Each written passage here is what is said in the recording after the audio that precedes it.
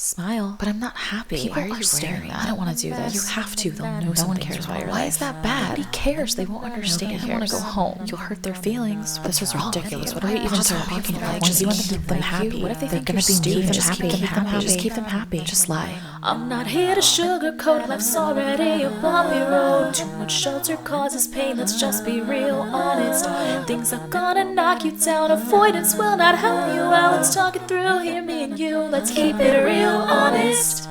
Hi, welcome to Real Honest. This is the podcast where I share candid thoughts and feelings about life, love, and relationships, God and church, adulting, the workplace, and everything in between. I am your host. My name is Samantha, and you probably won't always like me, but I will always be honest with you. What do you think of when you hear the word healing? For me, it's a positive word. It sounds good, right? It sounds rewarding, exciting even, until you dig in and you start asking, okay, well, what's required for healing? What does this entail? How long is this going to take? And when it costs you your comfort, a lot of times you want to hit pause and you're like, I'm not quite sure that I want to be healed. Do I? Maybe not. So this week I'm wrestling with another Lisa Harper question. And she said this weeks ago. I don't remember which week it was. It was when she was guest speaking at Elevation again. So I'll find it and put it in the show notes in case anyone wants to watch her sermon. But the question that she posed in this sermon, so before the non-Christians like freak out and run away, this is not like a specific sermon reflection episode, but I just really like the question, and I happened to get it from a sermon where she said, do you want to be healed or do you want to be comfortable? And I just want to kind of sit with that for today. And talk about kind of why we resist healing, how comfort keeps us stuck, and what it takes to actually do the work and move on. I always like to start with a quick goals check-in because I am very goals oriented as a project manager. I'm hyper organized and process oriented, and that's just also how I organize my thoughts. I am a physical and a digital planner person, but also I just think it's helpful to hear how other people are doing, because I know that in the digital age, we all are staring at everyone's highlight reel on social media all the time. And I just feel like younger and younger people are achieving more and more things and just making everyone feel like we're behind and we're not making progress. And so I am just here to remind you that you are making progress. It may not be the progress that you want to see. It may not be the certain number that you wanted to hit, but that doesn't mean that you're fully moving in the opposite direction or that you missed your chance or that you are doing anything wrong. Candidly, July was not a great month for me in the goal department. July was a lot of drinking and laying by the pool. It was a lot of crying. It was a lot of wishing I were somewhere else. It was a lot of complaining about how I look and how I feel. And a lot of this stemmed from being out of town for 2 weeks. I spent half of July visiting family, which I don't want to say that visiting family is terrible. There are elements of it that are great. There are elements of it that are terrible. There are elements of it that are indifferent. But for me, it was more, it wasn't being around family that was the issue. It was being out of my home and out of my own bed. So that in itself is out of my comfort zone. Really for more than 3 or 4 days is too much for me. And also being an introvert where I feel like my parents' house and my sister's house are both not big enough for the number of people that were in them for the whole 2 weeks. So there really was nowhere that I could go to be alone for an extended period of time or to call a friend and process through something. And I didn't quite realize how much time I spend doing that until it was taken away from me. I did have this trip on my calendar for a while, so I knew that it was coming. And when I was planning for July, I even journaled about it and reminded myself, hey, you're going to be out of town for half the month. So anything that you achieved in May and June, try to aim for half of that. So if the podcast was going out every week, let's aim for 2 episodes. If you were writing every week, let's aim for writing twice. That kind of stuff. And so I actually was able to sit and record enough podcast episodes to get that out every week in July. So I'm very excited about that because I had absolutely no time to record my podcast at all until today. And there are only 2 months left in July now, or 2 days left, not 2 months. But that was a big thing that like was a huge weight lifted. But at the same time, there are 2 days left in July. I have written nothing. I have not written at all. And I was just doing my goal setting for August yesterday. And I was writing down, if you work out at all, you improve from July. If you write at all, you improved from July. And it sucked because I was just sitting there and like being really down on myself and like hating how little I got done. And I know that I've talked about this on here before, like trying to encourage you guys to do this. So I'm trying to do it in real time too, of sitting down and focusing, okay, what did I do though? Like I spent a lot of time with family, which now that my family does not all live in the same place is rare. So that was nice to get everybody in the same place. Did a lot of relaxing. Like I did a lot of laying by the pool, which I generally don't get to do, and just kind of learning about my family members and sharing in the same space. Like I had a lot of practice in discussing my thoughts and my feelings with my family members, now that like more of us are in therapy and have been in therapy for a longer amount of time. There were like issues that arose with my sisters that in the past would have resulted in like a blow up argument, that this time we were able to just like sit down and talk like adults. So those are still wins. Like I did not win in the specific goals for my personal projects that I had set out to do, but it doesn't matter because tomorrow's a new day and I can start again. And so can you. When it comes to goal setting, I feel like it can get very easy to get overwhelmed. So for example, for the small group that I lead, we meet once a month to all kind of talk through our reflections on the month before and discuss with each other what we're going to focus on and what we're going to change in the upcoming months, just so that we all know like what is it that our friends are working on? Is there anything that I can do to help them or anyone I know who might be a good resource for them, that kind of thing. And I had one of the girls in the group who said like she didn't want to participate yesterday because she has a big thing in her life that's very up in the air, and just thinking about it alone is very overwhelming to her. And so she felt like it would be more of a panic situation to even try and sit and plan something out. And I was telling her like, hey, that's totally cool. You don't have to join. But another option would be like, maybe your goal for August is to not focus on that thing. Like, what are things that help you be less anxious? Like maybe your goals for August is like, let's chill and watch K-pop Demon Hunters for the 80th time. Let's watch some music that I love. Let's read some cozy mysteries. Like, we can focus your goals on something completely outside of like this thing that's kind of taking over your life right now. And I was trying to help her kind of shift the perspective of like the activity of setting goals in itself doesn't need to be overwhelming.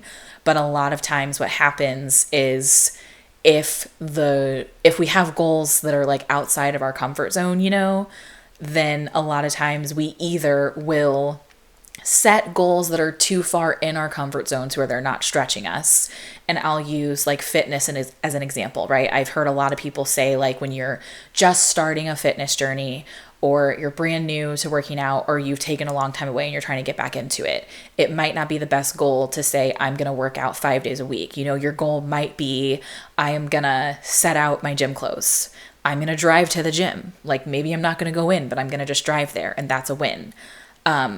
If that's you, that's totally fine. There's nothing wrong with that. But if you are the person that like it is realistic for you to work out maybe 2 days a week, but you're afraid of failing at doing that, so instead you set the goal of just setting out your gym clothes or just driving to the gym and then going home, then you're living in your comfort zone so much you may be setting yourself up to fail, because then it's your brain is essentially telling you already did it. It's like you get up and you're like, oh, I set my clothes out, now I can move on. Or like, oh, I drove to the gym, now I can turn around and go home and save that time, as opposed to stretching yourself to like, I try to set my goals like a little bit past what I think is actually realistic, because I'm a perfectionist and I push myself really, really hard. If that's not you, your little bit past might not be as far as what mine is. It might be something in the middle. It might be driving to the gym 1 day a week, or maybe it's driving to the gym 3 days a week and actually going in and working out 1 day a week, or whatever combination of that makes sense to you. My reflection question for you guys today when it comes to goal setting is, are you pursuing growth Or are you just circling the same easy path? And the example that I will give you guys is one of my goals is always to find more opportunities to be in the entertainment industry, to get on set, because I love that. And I was in a short film a couple of weekends ago, and it was the most fun that I remember having since I was in high school. Like, I was so happy and just so overjoyed to like be with a group of people that like all shared a passion for filmmaking and storytelling. We're all excited about the specific story that we were telling, and we were all like equally on board to help push each other to get the performances and the work that we needed to do. And there was no like hierarchy of like this person being above this person. It was all just like, we're all here for the same goal. Like, what's your part in it and how can I help you? And I just loved it so much. And I like called all my friends to tell them about it. And everybody was like, well, why don't you do this more? And I am like, because you can't just act all the time. Hello. Like that's the industry. That's the life of an actor. The life of an actor is auditioning and being told no. And like, this is the first yes that I've gotten in a really long time. And it's the first yes that I've ever gotten that required actual acting. Like, I typically work in the commercial space, which is more like print. It's more modeling. It's like commercials where like, if I get to speak, you know, I'm saying like, buy this XYZ, you know, very kind of announcery type language, or like there's a specific, the script is not really telling a story. It's marketing. And I was getting so frustrated by all the friends who were like, just audition more. I audition a lot, you guys. Thank you. I do it a lot. But still, I think like if I ask myself this question, like, am I pursuing growth or am I just circling the same easy path? You know, there are like, I love my agent. I love the agency that I'm with, would not trade it for the world. But I was talking to somebody on this set and they were like, oh, I've also got an agent in Kansas City. I've got an agent in Chicago. And they're like, you can sign up with like, as long as the agency doesn't have like a non-compete agreement, which like mine that I have does not. They're like, then you can sign up with a bunch of different agents that have the same agreement and just travel to wherever the auditions are, wherever the stuff is. And, you know, that had been suggested to me in the past. And at the time I couldn't do it because I had a job that was in an office, but I currently have a job that's remote. So I'm like, you know what? I totally can do that. So that's totally something that I should look into. And it's one of those things where it's like, because of where I was in life when it was first recommended it to me, it got left off my list of things to look into in the future. And now that it's being back around, I'm kind of like, this has been suggested to me before, it didn't work out. And I was running past the reason that it didn't make sense before and how that reason is now irrelevant, because at the end of the day, I don't actually want to grow. I want to sit in my little comfortable bubble and not have to leave my house that often. And that's something for me to pay attention to and try to change. So moving this into what I'm learning from God right now, I feel like God is teaching me a kind of about being obedient, and how a lot of people say, like, if you are not hearing from God, go back to the last thing that he told you to do. And because God typically is not going to give you a roadmap, he's going to give you a next step. And he will wait for you to take that step before he gives you the next step. And so I think I told you guys a couple episodes ago how I have stepped back from my church leadership role, not because I'm upset with anybody at my church or anything, but it just was time. I'd been volunteering for 5 years, and the volunteer role is a lot of work. Like, it essentially was a second full-time job on top of the full-time job that I already have. And I was starting to get very stressed out and very drained and very angry of just putting so much time and effort into something that I felt like when I started it, it was yielding a lot of reward for me, like emotionally and relationally. And that had kind of fallen off for the past year or so. And so I've just kind of felt myself like really wanting to step back from it, but didn't really know how. And I think that I probably started seriously thinking about stepping back from it maybe 6 months ago. And I kind of dismissed the thought and just kept going and going and going. And then whenever I started to listen to it is when new opportunities came up, such as this short film. Like, I think it was within like the very week that I officially announced, like, I'm stepping down, I'm not going to be available to do this anymore, is when I got the audition for this short film that I fully did not expect to book, and then was absolutely shocked when I booked it. And so I have a friend of mine, shout out to Carissa, who like always points out stuff like that to me because I don't usually notice it. And she's like, well, did you notice that, like, you know, you've always wanted to do like more of the acting stuff, but you also really haven't had time. And it's like, as soon as you, like, it's not even that I stepped down from the church leadership intentionally to make time for the short film, because I didn't know that I was going to need to make time for it. But it's kind of like one of those things that I felt like God wanted me to make room for something, and I didn't necessarily know what it was. And I still don't necessarily know what it was, because the short film was a 4-day shoot and I was only needed for 2 days of it. So like, that's over and done for now.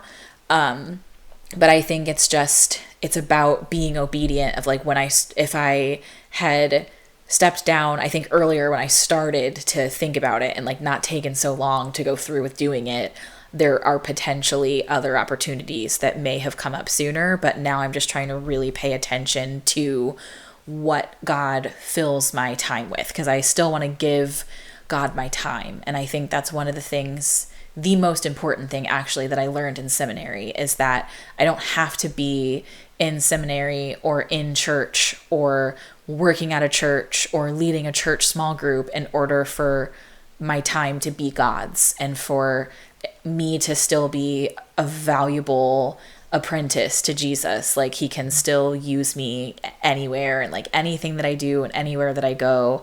And it does not have to be a specific like religious thing. And I hate the word religious anyway.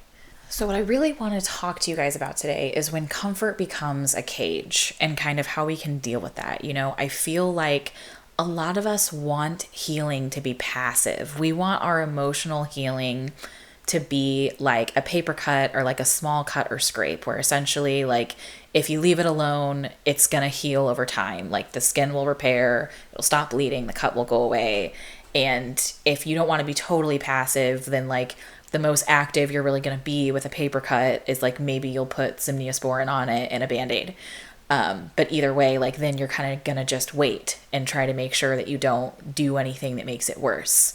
But when it comes to like our personal, like emotional and relational healing, it usually can't be passive. It's going to require some type of disruption of our habits, of our relationships, of our mindset, sometimes of our identity. You know, in the Christian faith, we discuss a lot like a crisis of faith. Like every Christian at some point has this moment where they are confronted with the question of like, do I actually believe in God? Do I want to believe in God?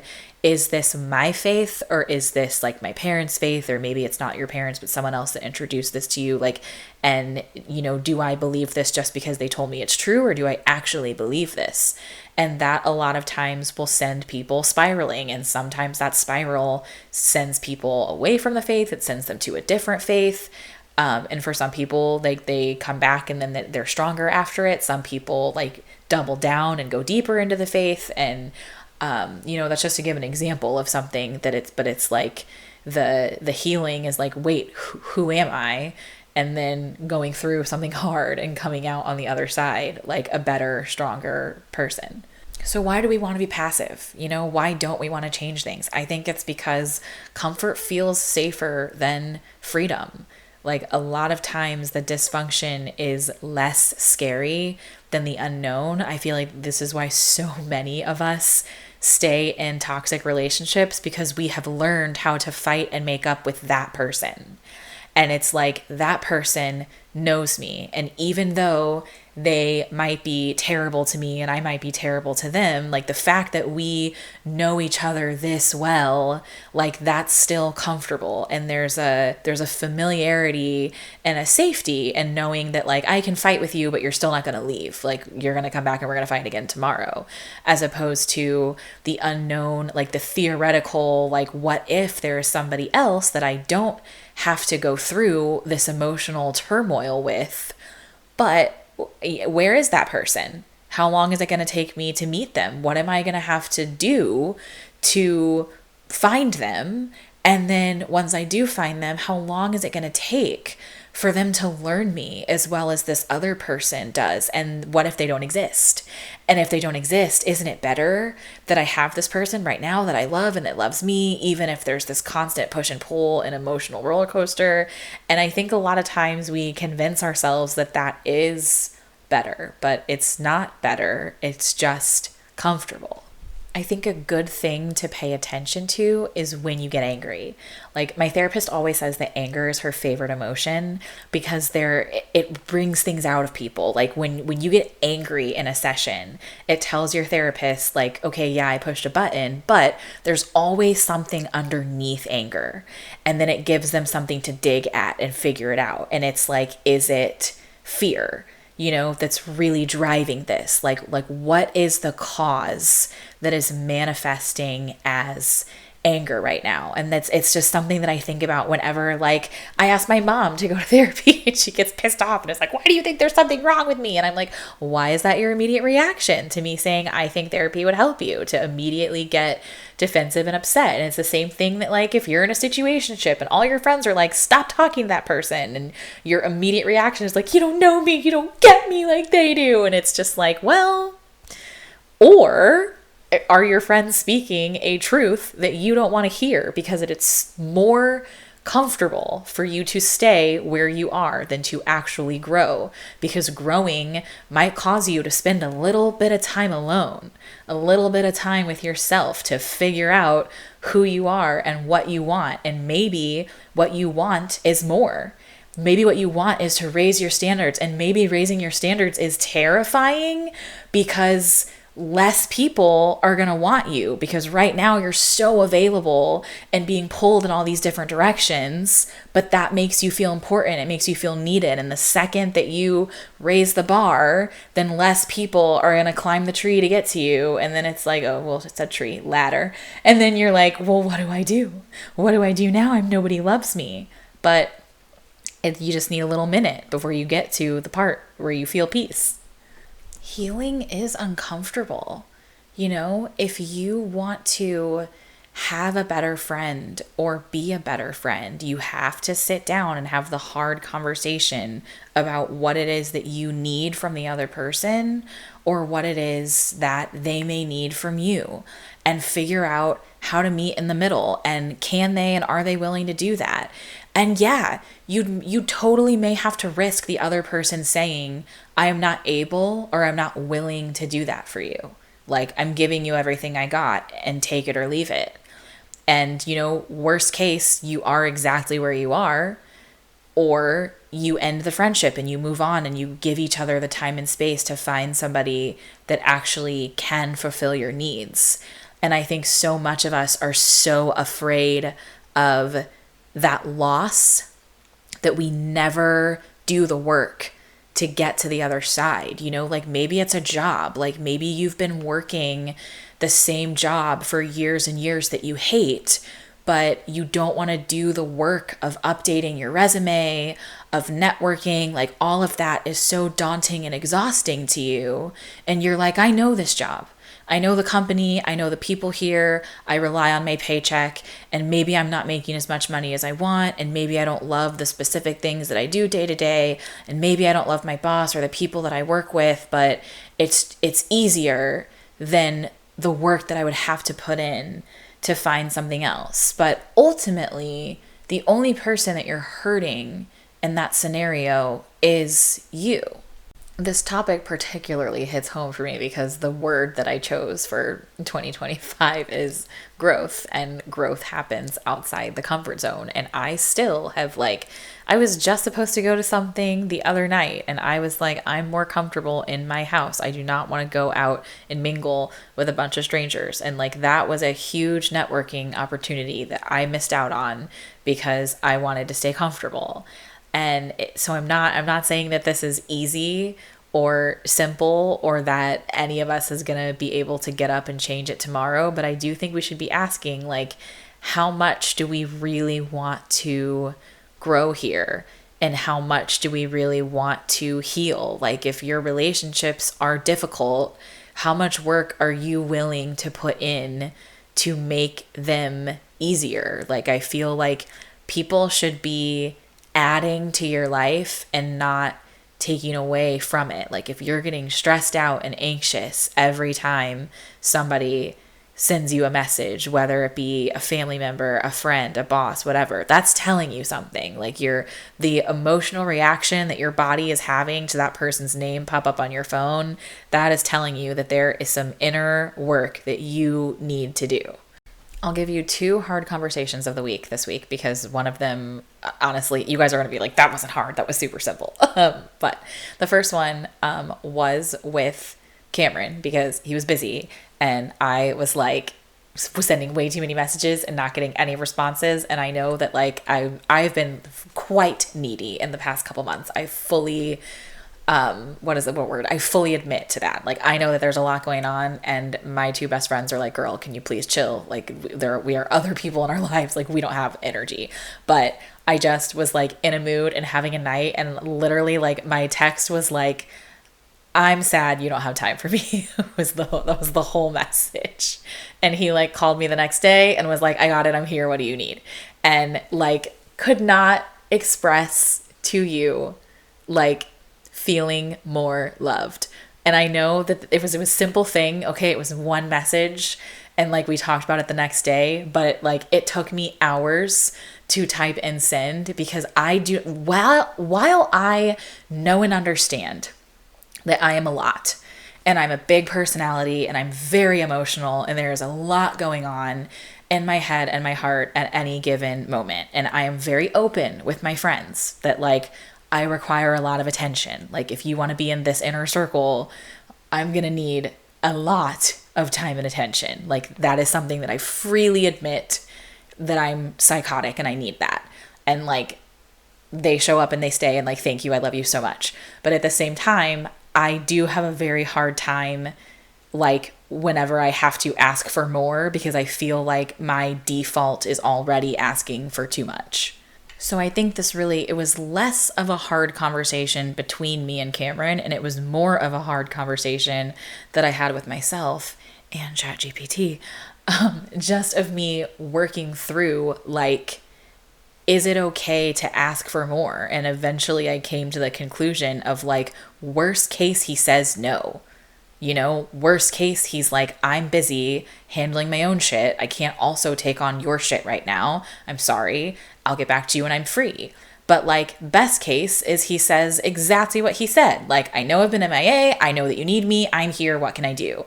And like, that made my whole month. Like, you know, so I just feel like, if I had given in to like being so scared that he was going to be like, you're too much, I can't do that. And if I had said no for him, weeks later, I would still be really, really sad that my best friend is too busy for me.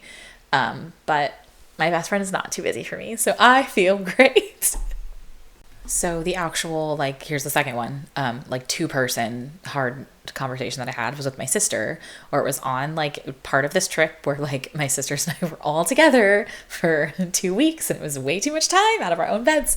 But so me and one of my sisters were like, got into this, I won't say it was fully an argument, but we got into this heated discussion because we were both so uncomfortable. And essentially she was saying like, it's very evident to me that like you are super uncomfortable. And I was like, that is correct. I'm very uncomfortable. And she was like, okay, well, I'm uncomfortable too. And I feel like I'm going out of my way to help you be comfortable and it's not working. So like, what else do you want me to do?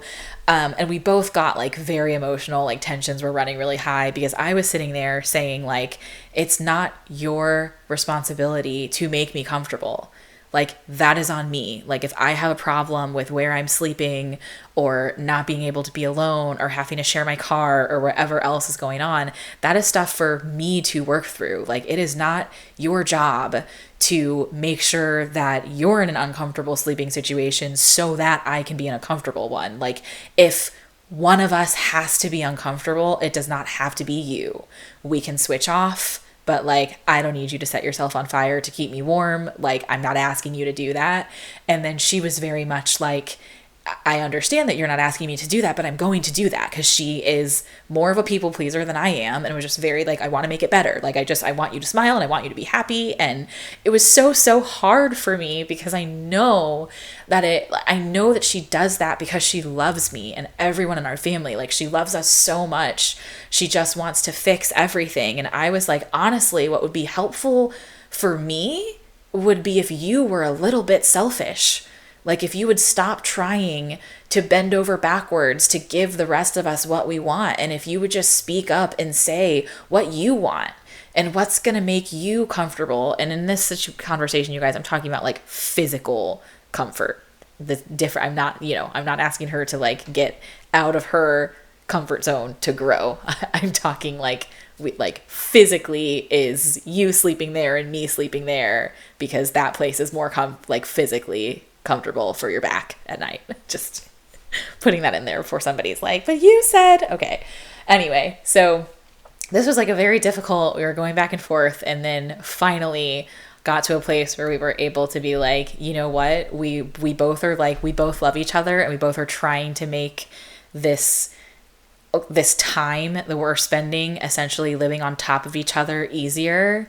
And at the end of the day, it can't be easy. So let's just discuss, like, what do you want and what do I want and what are we both willing to give here? But we need to both genuinely come with what we want and not come with, well, I'll do whatever you want, and then I'll just sit here and silently be angry, because that's what we've always done. And that's why we're always just upset with each other and like sitting here seething. And the conversation was very awkward. It was very sad, and I honestly don't know that we got to where we wanted to be by the end of it, but I think we got closer than we ever have before, and that is a win for me. So ask yourself that question today. Are you more committed to being comfortable than you are to being whole? And if your current, true, honest answer is comfortable, then what is the one next step that you can take that requires a little work, that requires a little courage to do? You know, is it scheduling therapy? I know therapy is very expensive and maybe you can't afford it. It could just be confessing the thing to a friend. You can confess to ChatGPT. ChatGPT is my bestie. I know people have thoughts and feelings about that, but maybe that's the next step for you. You know, it could just be sharing with somebody that you trust, like that there's this thing that you want to work on and this thing that you want to do. It could be letting go of a comfort zone. For example, I am going to go on my first ever solo trip later this year. I'm very anxious about it, but I have some months before the trip. So I'm planning to, I was going to say once a week, but that's like totally not true. I won't be successful at once a week at all. So I should say once a month is going to be more realistic leading up to this trip, taking myself on like little solo dates, you know, starting out with just like sitting at a coffee shop. And that's something I've done before. I've sat at a coffee shop. I've taken myself to movies. Things that I have not done is like gone to like a sit down restaurant by myself. So that's something that I really want to do. Going for a walk like in a park, like not just around my neighborhood, but like traveling to a park and taking a walk and just doing that by myself, or just like spending a whole day outside of my house doing some activity that's not running errands, that I don't ask a friend or anyone to like join me in. And I'm going to see how that goes. I'm very, very anxious about it. But I really want to know what you guys are doing. So please call me, text me. If you don't have my number, you can email realhonestpod@gmail.com and let me know, like, what is the step of courage that you are going to take toward the new you. Almost skipped the what are you watching right now segment because it's K-pop Demon Hunters. You already know this. If you have not seen K-pop Demon Hunters on Netflix, highly, highly recommend. 15 out of 10. Best movie ever. Best soundtrack ever. Obsessed. I don't even care if you don't like musicals. Watch it anyway. Okay, bye. I'm not here to sugarcoat, life's already a bumpy road. Too much shelter causes pain, let's just be real honest. Things are gonna knock you down, avoidance will not help you out. Let's talk it through here, me and you, let's keep it real